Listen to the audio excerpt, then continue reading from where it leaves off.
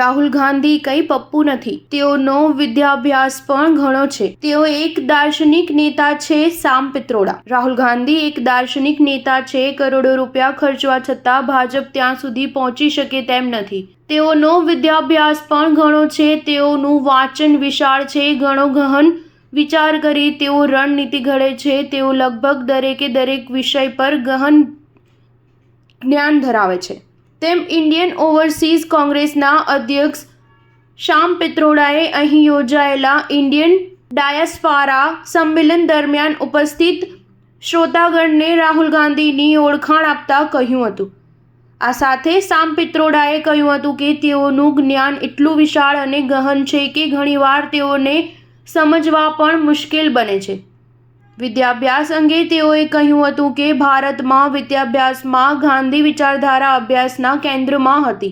તેમાં વિવિધતા વચ્ચે એકતા તે મુખ્ય સૂર હતો. આપણે તે સમયે તે પ્રમાણે જીવ્યા હતા, પરંતુ હવે સમાજમાં ભારે પરિવર્તન આવી રહ્યું છે. મૂળભૂત પોત ઉપર હુમલા થઈ રહ્યા છે.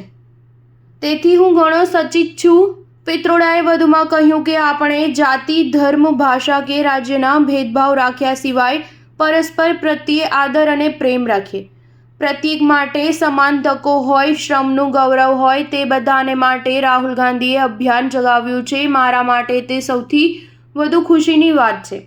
આ પછી પિત્રોડાએ રાહુલ ગાંધીને સભાને સંબોધવા આદરપૂર્વક વિનંતી કરી હતી. સ્ટાર ન્યૂઝ 7 હંમેશા સચ્ચાઈની સાથે.